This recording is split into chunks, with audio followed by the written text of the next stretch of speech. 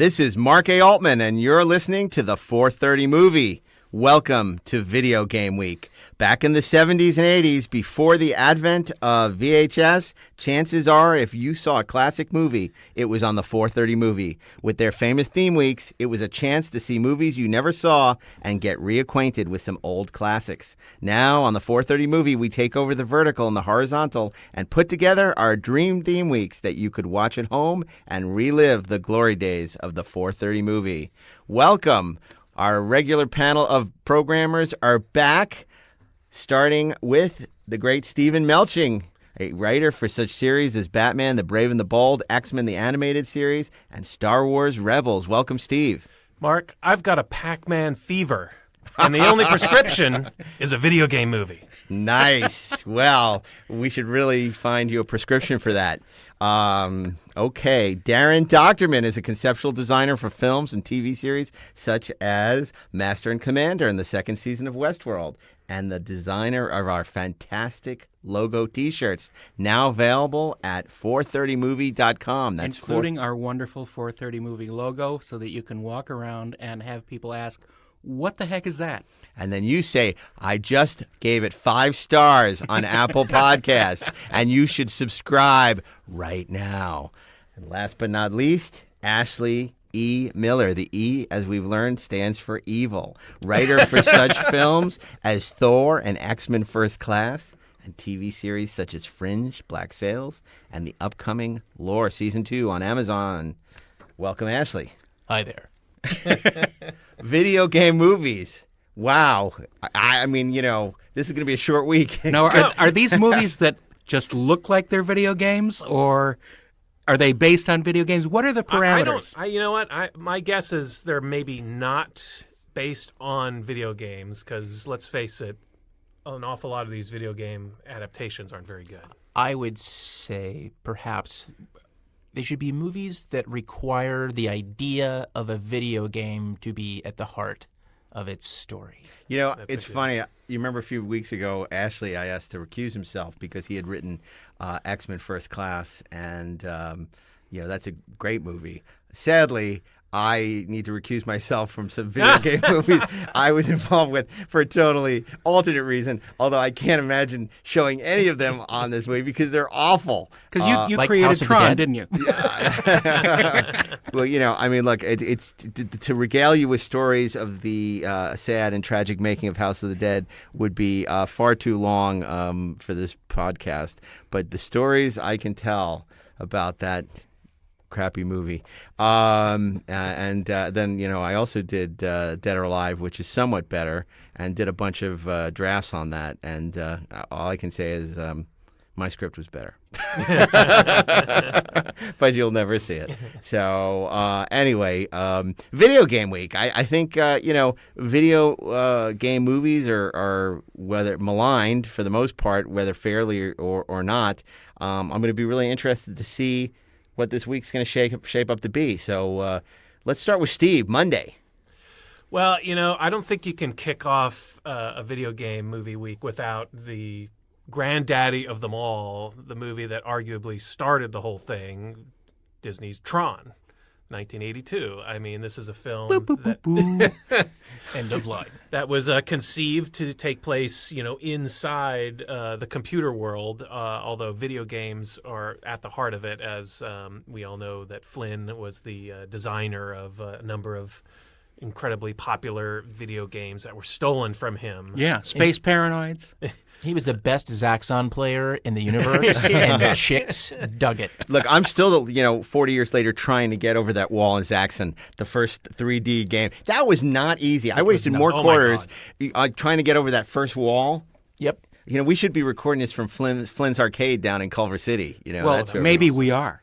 Maybe we are. Maybe they just don't know it. Could be. But, you know, it's legend has it that this was one of Al Gore's favorite movies. Because he invented the internet. In the lockbox. You know, it was a really fantastical, fun movie that had to kind of create a whole new sort of lexicon and visual language for the inside of a video game. Like, how do you imagine what the inside of a video game is? How would you do it, Daren? yes, yes, yes, yes, yes. And of course, it spawned a lot of imitators. Automan on television, the sequel Tron Legacy, which I think was half of a really great movie. I love the first half of that movie. I got to work on that, and that's all I'm going to say on that. It was a beautiful looking film. It certainly was. Immaculate. The score, actually the score of both films is terrific. The Wendy Carlos score in the original Tron is terrific, and the Daft Punk score in Tron Legacy is amazing. I think that is the greatest legacy of Tron, are the scores by Wendy Carlos. It had a great and later. setup. It had a wonderful setup, the Tron Legacy. And the animated series, Tron Uprising, was actually quite good as well. Yeah, Well, it just sort of fell apart in the last scene when we were expected to believe that a woman who came from a video game world was super impressed when she saw the skyline of Vancouver.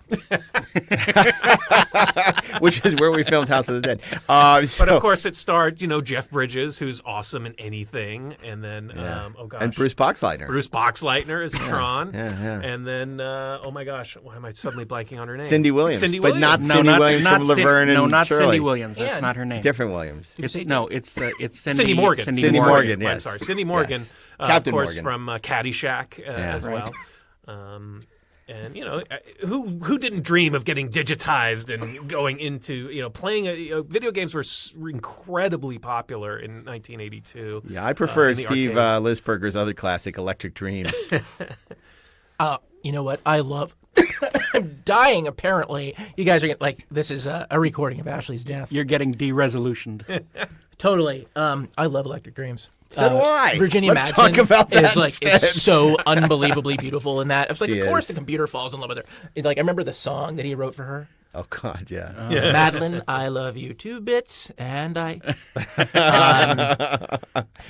No. Did we talk about David Warner in this movie? Oh, David Warner's fantastic. You read my mind. You can't talk about Tron without talking about David Warner, who's just so. And that was the height of his powers. I mean, he was in Time Bandits. He was in Tron. He was the villain in everything. And now you have these guys. Because I think the mantle sort of passed to J.T. Walsh. Right. Before he died, and now it's sort of like. What's his name? Who's like the villain? And then it was Alan Rickman for a while, and then And of course, David Warner was also in Time After Time. And John Voight was the villain in all these things for a while. Oh yeah, and of course. I was fortunate to have the opportunity to work with David Warner. He did a lot of animated series voices in the 90s and 2000s, and he was a regular voice on the Men in Black series, and he was just delightful. Yeah, I met him once, and he was great. I mean, he was so great they brought him back from Star Trek V for Star Trek VI. That's right. Well, the never forgettable St. John Talbot from Star Trek V. What the heck was he doing there? No one knows. That's a hell of a, he was much better as the Klingon Chancellor Gorkon, not to be confused with Gorbachev. So, Mike, the one thing that you didn't mention, of course, is the groundbreaking visual effects. This was really the very early CGI world, and it's pretty remarkable what that group, like Richard Taylor, I'm sure Daren, you can talk more about that, did at the time. Well, the thing is, it was a combination of a lot of things. Mm-hmm. It did have, one of the first CG representations that would have been used with models. For example, the light cycles and Sark's carrier and things like that. But it's also a backbreaking amount of traditional cell animation going on. All the live action in the computer world had to go through cell animation to make the glows and all that sort of stuff. And it's an incredible amount of laborious work. And it's just it's amazing. It's amazing that they got it done at all. Yeah. Actually, but it's. I mean, they had to. They created these codolith frame enlargements, did the animation over, and then rephotographed the entire film. Yeah. Isn't that right? Yeah. Well, all the film that was in the computer world. Yes, because that's all in black and white, and then retinted on the animation stand. Here's and it's a unbelievable. Fun amount of fact, which has nothing to do with the movie. It was the first press screening I ever went to in 1982. Wow. I was, in I think freshman in high school or something, and I had my little fanzine, Galactic Journal, and was invited to the press screening, and I went to see it. And I remember I was so excited about seeing it. I had the pass, and it was all printed out. And Tron, they gave you the little card. They used to give you these cardboard things which had the cast on the back and on the front. It had the picture of them with What the disc. newspaper are you from, kid? and in fact, my parents couldn't take me, so we found a family friend to drive me into Manhattan to take me. It was really funny. But I just remember, being really not a fan at all of the movie at the time. and in fact, we talked about the black hole a couple of weeks ago on Shadow of Star Wars Week, which was another attempt by Disney. But it was Disney. People can't imagine what it was like back then. Now Disney owns the world, but back then they couldn't do anything. They were struggling horribly. They couldn't do anything right. They were attempting to get the animation division back, with Black Cauldron, which was a bust. Live action. This was still years before The Little Mermaid, and that was kind of the resurgence. Yeah, totally. And Tron was supposed to be the film that put them back, like a real studio, to be a real boy again. And it did. Despite what the esteem we hold it in now, it was not a successful movie remotely. In 1982, of course, was an incredibly crowded year for genre, arguably the greatest genre year ever. Well, and we should do a panel about that at Comic-Con. Well, I was going to say, I think that we probably will have to do a special report, do a special on 1982 in a future podcast, because of course it's such a seminal year, and we've all talked about that. And that was the beginning of our legendary Comic-Con panels each year, where we do 1982 greatest geek year ever, and subsequently, what are we up to? 1988 greatest geek year ever? Not. Yeah, no. Yeah. I saw Tron, I think, at exactly the right age, because Were you 5? I was 5. Yes. No, I think I might have been 10 years old when I saw it, and of course, I had obviously never seen anything like it. I wanted to live in that world, and the thing that I found most exciting about it, other than Cindy Morgan, was there was a video. I mean, this is the serpent swallowing its own tail once again. There was a video game. There was a Tron video game that was on in television, which I had, and I loved Deadly playing Discs, it. right? Tron Yeah, Deadly Discs. because I could pretend like I was in the movie. Now, did you get a Frisbee and go out and try to actually do discs of Tron with your friends in the yard? Yes. Oh, yes. Sometimes my enemies. I killed 2 friends with frisbees. The television game was great, but the arcade game was amazing. Yeah, for sure. The arcade game is still amazing. Yeah, yes. yeah. Didn't you have a choice of 3 different games? You had to get through 4 Four different levels. worlds.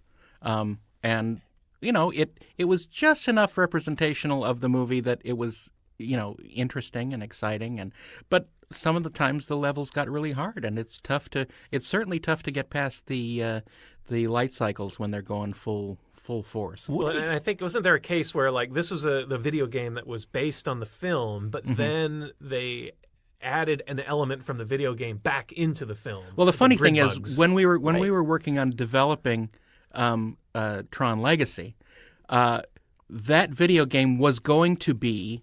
We were going to take a Tron cabinet and make it into Space Paranoids, nice. and decorate it all like Space Paranoids, and that was going to be the game. But then, pretty late in the pre-production, they decided, what?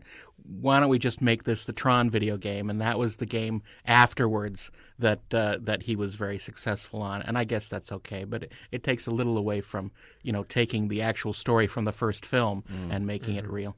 Yeah. And still to this day, the Tron Legacy pop-up arcade at San Diego Comic-Con was one of the greatest things I've ever been to. They recreated Flynn's arcade in downtown San Diego, filled it with vintage games and Space Paranoids cabinets. You could actually play Space Paranoids from the original movie. One more little story I got to when I got to work on the sequel was that I got to go with the art director to measure the original Flynn's arcade location in Culver City. And It was a lot of fun because the building is still there. Yeah. It looks exactly the same. For rent you right can now. you can still see the holes in the top facade that they used to attach the neon sign. So I measured it out, and I did a bunch of the stuff that I did for the movie was basically in the real world. So I got to do the painting of what Flynn's arcade looked like today and things like that, and that was a lot of fun. But it was fun to sort of revisit those areas from the original. That it's fun to think about how they would exist today. Oh, that's so cool. So we're all agreed Monday on the 4:30 movie Tron. You got to Tron. Great. Well, before we move to Tuesday, Steve, we need to interrupt our broadcast for a brief commercial message from one of our sponsors. Oh my gosh. Yes. Well, when you let's see, who is our sponsor for today? Well, today's podcast is brought to you by Yoyodyne Propulsion Systems of Grover's Mill, New Jersey, where the future begins tomorrow. A growing excited company. Thank you, Yoyodyne, for your support of the podcast and the Red Lectroids. I'm waiting for the check. Okay, and next we're going to go to Tuesday. And Daren, would you like to suggest a film for Tuesday? I would love to suggest a film for Tuesday. Mine is not necessarily a video game, but This is a hell of a video game week. But it's the biggest video game of all. It's War Games. Oh, the second press screening I went to, 1983. Yeah, there you go. Matthew Broderick at arguably the height of his popularity, it's such a fun sort of link into how things were for a teenager in that time. It's still very fake and movie-like, the kid hanging around in the arcade and having to go to school and giving lip to the teacher and all that sort of stuff. But it is sort of the kind of life you would have liked to have had if you had, an OMSI computer in your bedroom and could, dial up all the phone numbers that you could and then erase your bill. It's such an interesting look into the future of the internet. Actually, it's the infancy of this sort of technology and sort of how it would expand over the next 2 decades is just amazing. And it's sort of one of those movies that is a touchstone for, I guess, hackers and things like that. And Ali Sheedy fans. Well, it Well, was really definitely. one of the earliest depictions of hacking, at least that Absolutely. I remember. Yeah. Absolutely. But one of the greatest parts about it is that first scene in the missile silo with the two men manning the station, and they get the signal from headquarters that we are on launch, and they have to confirm it and all that sort of stuff. And then one of them has second thoughts, and you cut to the shot of the younger guy holding a gun up to the head of the other guy, saying, "Turn your key now, sir." It's just really well done, and it sort of just sweeps you into this big story about this kid who gets swept up in this international intrigue, and it's a lot of fun. And of course, you're at the height of Cold War nuclear paranoia as well. There's actually an interesting story about the development of war games. It's not sort of commonly known. I did a lot of work at one point with Walter Parks, who wrote the movie, and when he originally was assigned that film, it was supposed to be something completely different. The plot that they were expecting, the story they were expecting to get back, was much closer to Real Genius than what we got. They were apparently late with the script by like 6 weeks, and they turned it in, and it didn't at all resemble what they said they were going to write. And they thought they were going to get fired, but luckily everybody thought that the script was brilliant. I love war games, although I sometimes have a problem connecting to it as anything other than fantasy, just because once again we have this story about this kid who is this very successful computer hacker, and and nerd, and he has a really hot girlfriend. Right? What are you two doing? Well, I thought we'd start off with some kissing and move on to the fancy stuff. I mean, also very witty for a guy who sits behind his computer all day. But I'll go with it. It's aspirational. Oh, that's funny. Yeah, would you like to play a game? Yes, I would, because I think War Games is just a terrific movie and such a great product at the time. It is that kind of early 80s government paranoia movie, because you saw it in E.T., you saw it in War Games. The government's coming for you. They're going to sweep you. It was it was like this post-Watergate kind of thing, but it was always the kids they were coming for. It's kind of like 3 Days of the Condor Babies. Yeah. Guys, and if you haven't seen 3 Days of the Condor, that is a very funny joke. I'm just letting you know. That's hysterical. And you should see 3 Days of the Condor. When we do Spy Week, we'll have to put that in contention. Yeah, to get back to my press screening story, I remember it vividly. I left high school early so I could go see War Games at the MGM building in New York at the time. And I missed my stop on the subway, and I ended up like God knows what horrible neighborhood. I'm like, what happened? I totally realized, and then I had to go across, and I still remember this today vividly. And then I got on the train and came back and just made it in time.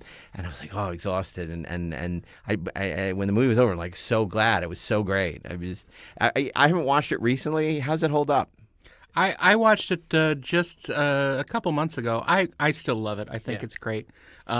The soundtrack is a little 80s and dated, but it's still a lot of fun. And it started out with a different director. It started out with Marty Brest directing, and for some reason there was creative differences, and he quit or was pushed or whatever. And then John Badham. Came in and finished it, and it's I love it. Its tone manages to sort of dance on the serious and comedic. And it does it really well. The secondary characters are all extremely well cast, and I just think it's a lot of fun. That was a great year for John Badham. Didn't he also have Blue Thunder that year? 83? I think so. Yeah. When we do it's helicopter week. I wasn't Also crazy gyro. about this movie initially for kind of an odd reason. My father was an officer in the Air Force. And in 1983, he was stationed in NORAD in Colorado Springs. So a couple years after about a year after the movie came out, we actually got a tour of the Cheyenne Mountain Complex, which at the time was a very rare event, only for immediate family. And I remember being super excited getting to drive up, and there's the tunnel that goes into the mountain, and you go through this security station, and there's MPs there with machine guns, and you go through a metal detector and make sure you don't have cameras or anything. You get on a bus, and they drive you into this like half-mile long tunnel, and then you get off the bus, and there's the huge blast door. It's like 8 feet thick or whatever. And the tunnel doesn't dead end into the blast door, by the way. The tunnel goes all the way through the mountain, because if a nuclear blast hits, they want the force of the blast to go through instead of butting up against a door. Goes through the mountain like Bug Crew Banzai. Exactly. So you walk in, and the cool thing is it's in a gigantic cavern, and the buildings, it's a collection of individual buildings connected with those sort of accordion-like hallway connectors. And they're all built on these gigantic springs that are like 4 feet in diameter. So if there's a strike, the buildings can all kind of jostle around. So they did have the springs. That's cool. Yeah, and so they got that right. It was like a bounce house with nukes. But I got to see the command center, and it was kind of a letdown because in the movie it's this fantastical movie set that looks so cool. And in real life, it's like, there's some screens and it's a couple of guys. And Welcome visitors from Birmingham. Yeah, and the hallways are all these. It looks like a hospital inside. It's really boring. Right. But so I was like, hey, this movie's totally inaccurate. Hollywood, how could you lie to me? It's wild. It's kind of like the movies, the Muppet Babies version of Failsafe, And I mean, it's so interesting that you go from Dr. Strangelove and Failsafe to like Colossus, the Forbin Project, in the 70s. And then the 80s. Save it for Nuclear Week. Yeah. I'm not gonna be able to talk about anything at this rate. You get to the 80s, and then it's kids who are dealing with and it was that whole era of the day after. So people Right. like to think that Duck and Well, 'cause Cover the- was the heyday of the nuclear Because fear. the hippie generation didn't want to deal with it, so they said, "Oh, let's let the kids take care of it." Right. Let's hide behind the but the children. 80s, Red Dawn, you got Yeah. kids fighting the nuclear threat was still very much with us with the day after and America and these kind of films that were dealing with sort of nuclear apocalypse. And now nobody even, thinks about it, which is, probably, worse. So anyway, War Games, great suggestion. On some level, I think we can't say enough about that script, because I think the reason why the movie holds up the way that it does today and why it felt so smart at the time was just because it was so well written. That tone to me was there, like in what they were getting out of those kids, which was coming out of the characters that were written for them. I would agree up to a point. There are a couple scenes that are absolutely cringeworthy, like the scene right after they meet with Falcon and they're out sitting next to the lake, and you say, he starts saying, I don't even know how to swim. We're all gonna die, and it's a little bit dead on the nose, and it's a little cringeworthy. But other than those kind of scenes, I think it's absolutely brilliant, and the character of David Lightman, absolutely acts like a real teenager would. Yeah, and the adults don't seem stupid. Exactly, Peter exactly. Coyote, Yeah. the voice. No, of the- Peter Coyote isn't in that. You're Coyote's thinking about E.T. Oh yeah, I am totally thinking about it. You're right. Peter Coyote has nothing to do with War Games. John there's Lith- there's is it John Dabney- Lithgow? yeah, No, it Dabney was Coleman. Dabney Coleman, Was it yes, really? the great Okay. Dabney Coleman, Okay. who doesn't get enough love. Yeah. Who you going to Paris with?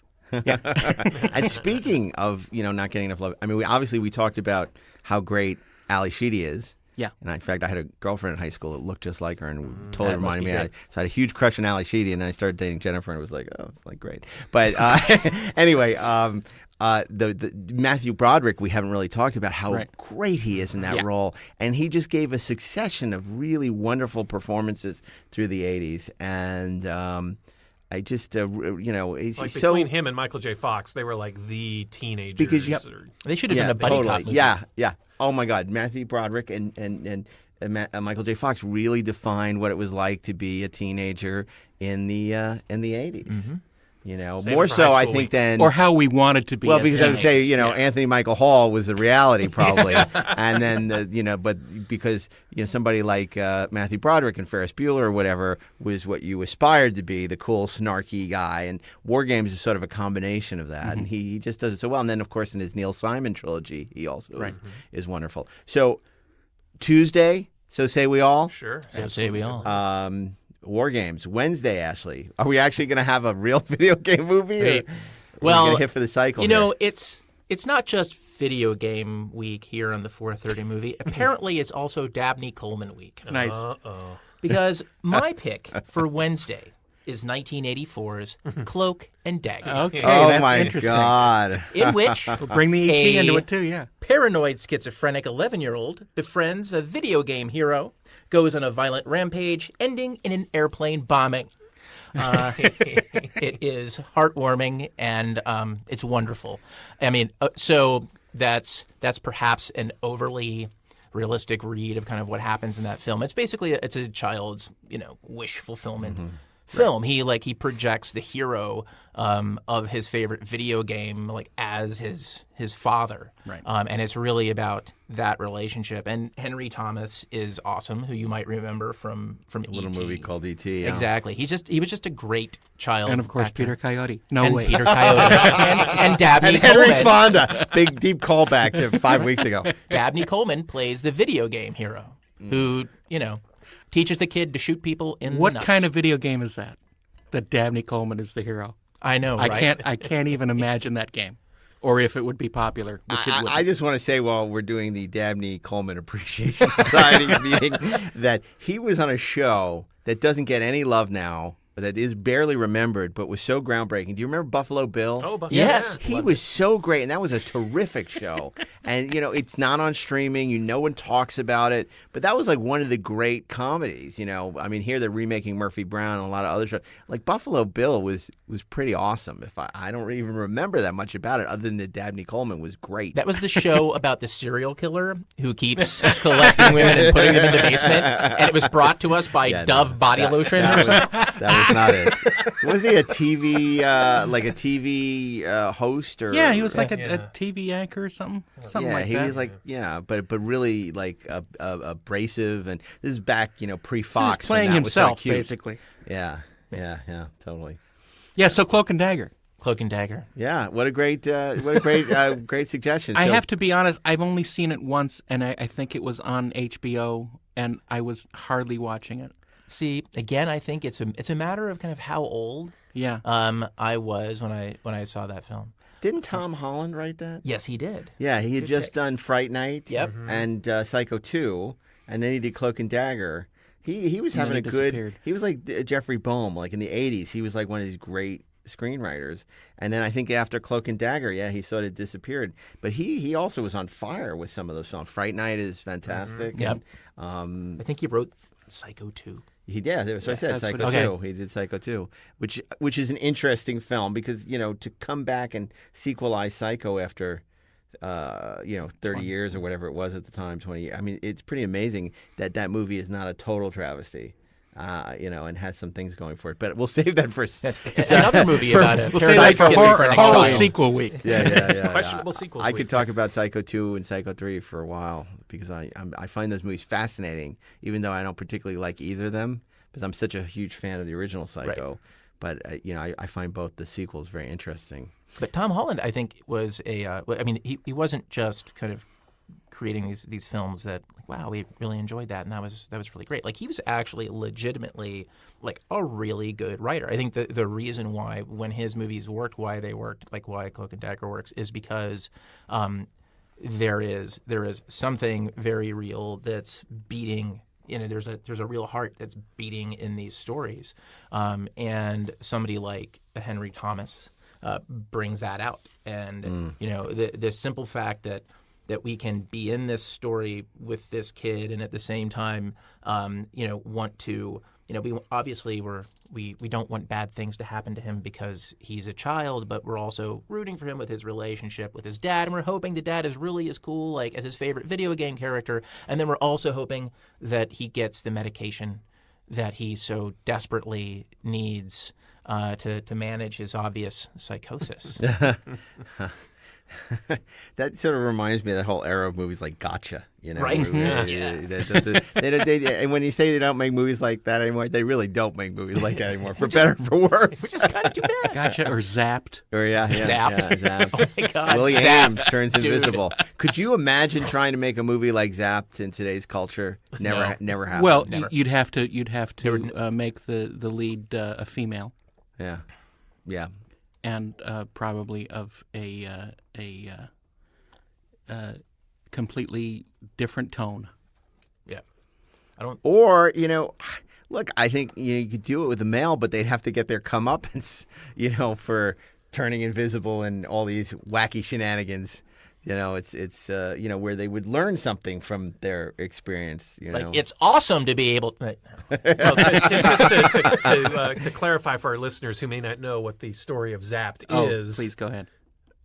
I've never really seen the whole thing. It's a guy, he gets zapped He gets and powers. gets powers, and he uses them to chase girls, basically. Right. And I'm looking at Deadline. Apparently, the CW has just greenlit that as a TV series for next. No, Freeform. Okay. So yes, Wednesday, Cloak and Dagger. Wednesday, Cloak and Dagger, which brings us To you. Thursday and to moi. I want to mention before I get to Thursday because I'm thinking about a movie, so I got to run out the clock. I had a Psycho 2 one-sheet on my wall as a kid. That and Conan the Barbarian and Revenge of the Jedi. I don't know when you said Psycho, I hadn't thought about that in years, but it was a great sheet. But it had the house. It was a great picture of the house, and then that awesome font, that Psycho font. Yep. Wasn't that I had a thing for serial killers, or but it was more that I loved that image. Soon to be seen as a T-shirt on the 430movie.com. 430movie.com. That's what I Okay. Well, guys, there's a lot of video game movies we haven't discussed. Dabney Street Coleman Fighter, movies 9 to 5. Street Fighter, Resident Evil, Super Mario Brothers. Obviously, I can't put House of the Dead or Dead or Alive into contention, nor would I. But I do have my pick. So I know you've been waiting for an actual video game movie.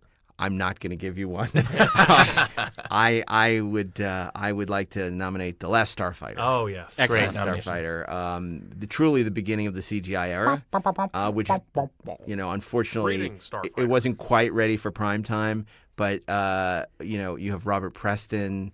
You have a young. I mean, for people who don't know the movie, it's just delightful. It's And like the ultimate wish fulfillment film for a kid video who's a video game game player, fanatic. yeah. it's like, Mom, you think I'm wasting all my time playing video games? Well, I just got picked by aliens to save the universe because I'm so good at the video game. And I would actually argue that it's this movie that is the forerunner of CG technology. I in said films, that. Yeah. rather than Tron. Yes. Yes. Yeah. Because all the CG is intended to represent physical models.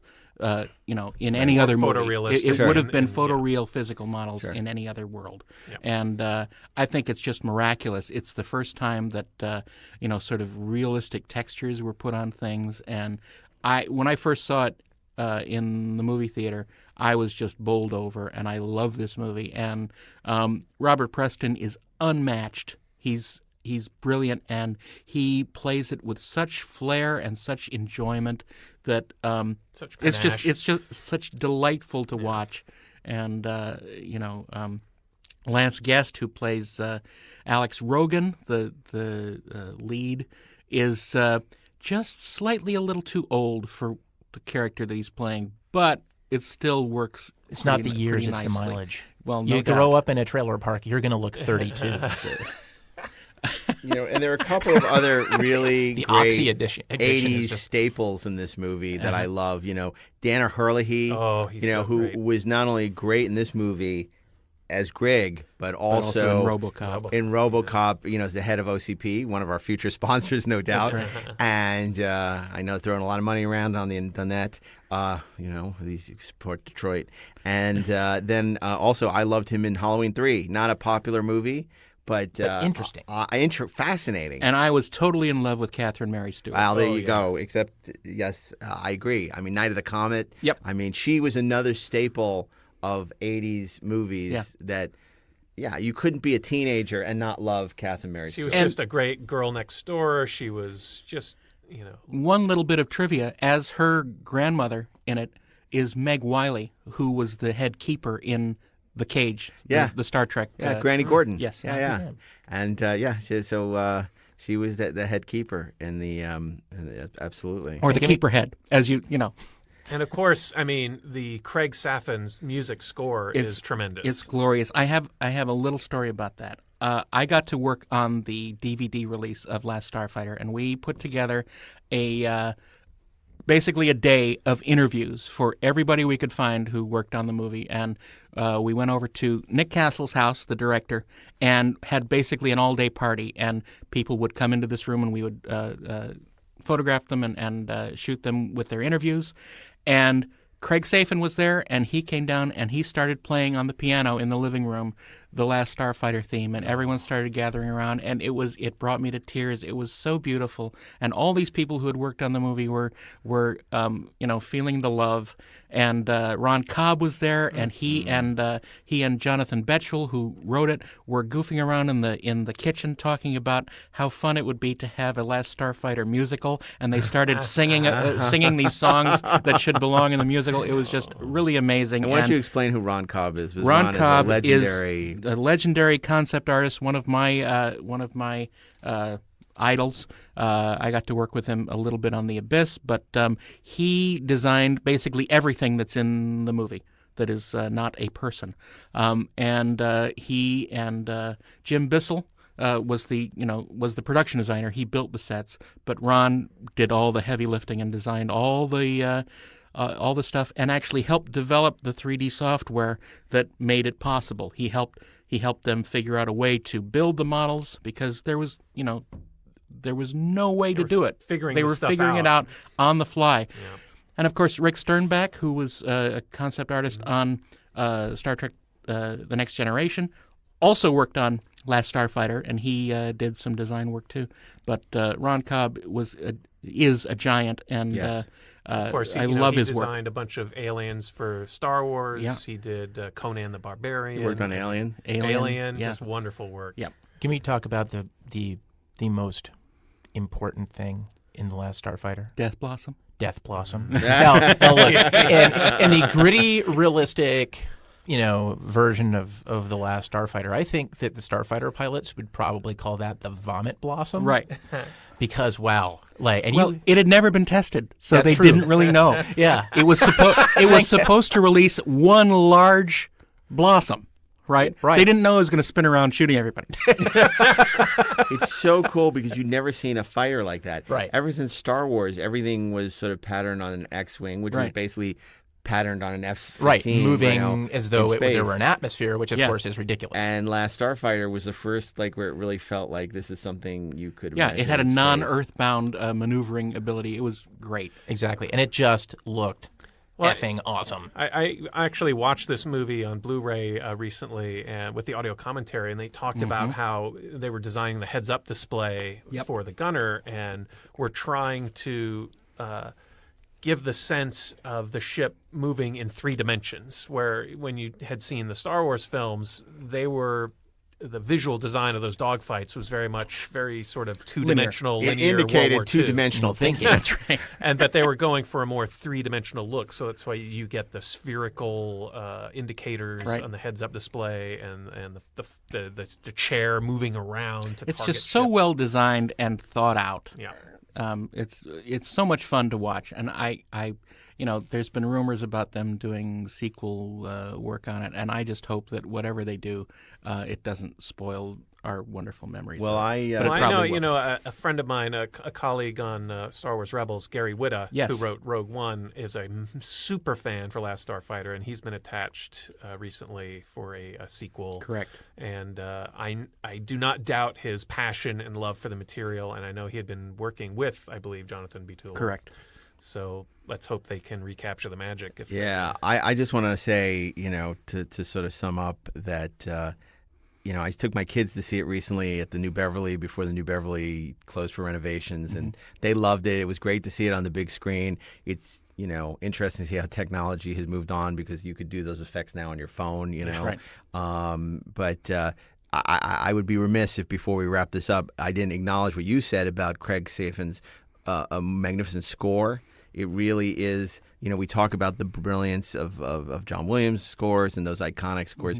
The Last Starfighter is really, a pretty great space. It stands up right there next to it. That theme is, and I think if more than any other element about this movie that endures, that score is really something There's special. a great 2-disc soundtrack album for that came out last year or two. That's wonderful. Now, we didn't put this in the Shadow of Star Wars show, did we? No, but I don't because think it belonged to Shadow of Star Wars. I think it belongs to Video Game Week. No, it totally does, but it also sort of fits with that, and I think this is the best of those Star Wars sort of homages, actually. I don't know, because I kind of feel like when we did in the Shadow of Star Wars, for the most part, it was movies that existed on an intergalactic scale that didn't really involve so much Earth as these civilizations. Now, obviously, Moonraker was an exception to that, but it was Moonraker would not have happened without Star Wars. It was movies that were directly a product of Star Wars. This is the Star League defending against but Zur this and the was also the Kodan Armada. popularity I of think, video games. This was inspired as much by agreed. arcade games being Agreed. huge at the time. And, Agreed, but you know. had there been no Star Wars, there would be no Last It is Starfighter. the same basic story as Star Wars, where you have this kid that's in a dead end, situation out in the middle of nowhere, dreaming of things. Obi-Wan comes down in his star car, takes him away.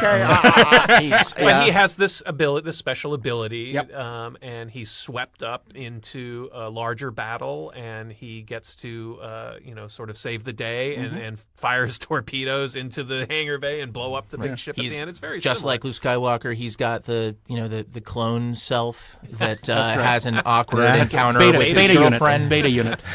Okay, I'll buy that for $1.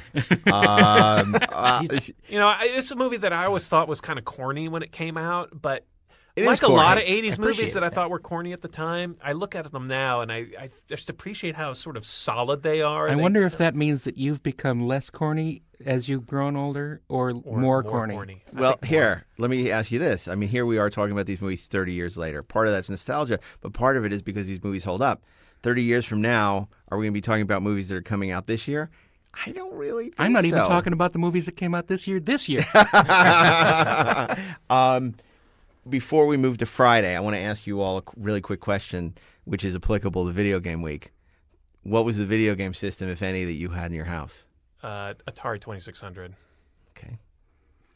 We never had video games in our house. The closest I had was one of those little battery-powered Donkey Kong, Coleco Donkey Kong mini arcade.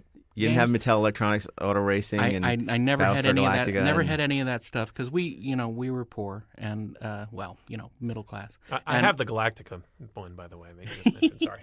But How much you want for it? but I hung out in the arcade In the original box still. when it I works. When I was in high school, I hung out in the arcade. Yeah. Right. Yeah. And played all the games constantly. I loved the Star Wars game, the Atari Vector Star Wars game, and Tron, and all those that kids today think of as grandpa games. But it was so much fun because not only was it fun to play, but it was fun to sort of expand on your grown-upness and your ability to exist on your own for a little period of time. And it represents freedom. And, if you had a pocket full of quarters, you could spend the whole day. Yeah. And what about you, Ashley? I had an Intellivision. Oh, you Nice. lucky bastard. yeah. I wanted one of those. That was a great. And did you have the voice synthesizer for B-52? B-52 No, bomber. B-17 Oh, bomber. B-17 bomber, yeah. I didn't have it. I didn't. that But was pretty cool. my favorite games were Tron Yeah. and Pitfall. Right. I played the unholy hell out of Pitfall. And again, because In television Pitfall. Yeah. Pitfall. Yes. Wow, I've It only was- played the Atari. it was amazing. Okay, well, I can It take was you like and being raise you Indiana one. Jones. Okay. Did you have ColecoVision? No. I had the Odyssey 2. Oh, God. So we did not have Pitfall. We had the knockoff, Pickaxe Pete. So whenever, Atari would get all the great licenses and then in television inevitably, Odyssey 2, because it had much smaller base, like I think me and 6 other kids had it, we would always, so instead of Space Invaders, you would get Alien Attack. And it would just be like the knockoff of whatever was super popular at the time. And I took such pride in that because it was like, think different. You all have Atari 2600. All the kids I babysat for had Atari 2600. But, we had the Odyssey 2. And it had a keyboard, which it basically never used for anything.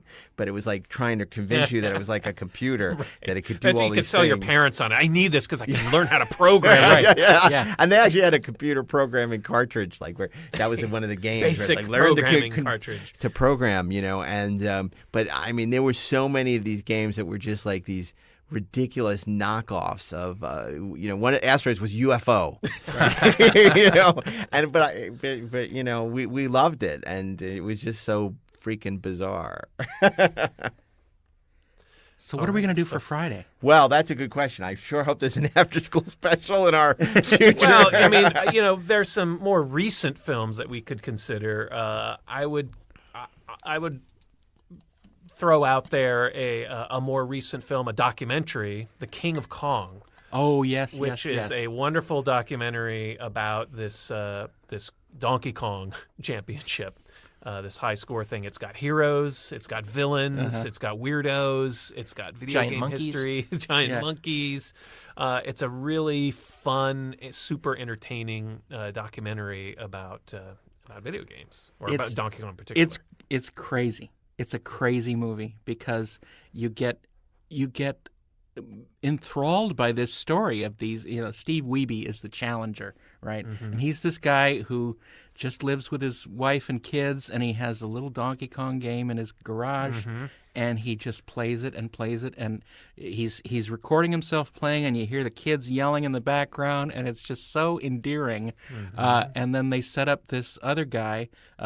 What's his name? Oh, I'm blanking on his name. The Hot Sauce King. Yeah. I'm going to get letters, but down in Florida, who is like the Dark Lord, the Pac-Man champion. He has a mullet that looks like Darth Vader's helmet, basically, and he is just so evil in his complacency about being the top score holder of Donkey Kong. Billy Mitchell. Yes, of course, Billy Mitchell. And this inventor of carrier-based air power. This group, He bombed Tokyo. This arcade, basically called the Twin Galaxies, that became the clearinghouse for high scores in the 80s for video games. It's just, there's so much politics and intrigue, and it's just so amazing. All the weirdo characters, the judges and scores. Let me say something, please. No. I mean, it's a great suggestion. It's a great documentary. But, we're here to do video game movies about video games. Right? We have not done one adaptation of video games. So allow me to suggest an alternative to fighting. And that tell would us be your suggestion. Zach Penn's Game Over, which was about the hunt for the missing E.T. cartridges. Oh, Atari, yeah. I just watched that the last week, too. Atari Game Over about, yes. Yeah. It's only just over an hour long. It is fantastic. It's really because entertaining. It was this old and it's so much more entertaining than the game itself. Myth Oh. that people thought was apocryphal, that when the E.T. game came out for Atari, it was so bad that literally they basically could not sell them and buried them in a landfill. That's not entirely true. The game is, there are far worse games for the Atari. But anyway, the problem is it was myth. just they this just is the myth overproduced. of it. The That's legend, the legend, and that they had overproduced these games, and to get rid of them, they had to dump them in a landfill somewhere. Just tens of thousands of these cartridges. Well, Zach Penn, the screenwriter, made this wonderful documentary where he goes in search, and he actually, spoiler alert, finds these cartridges. He enlists the aid of archaeologists and Indiana historians Jones and the Raiders of the Lost E.T. game. It's really they find Adventure has a new name. They find the old records of where garbage was dumped in this landfill at different months of the year, and they figured out what year those cartridges were dumped, and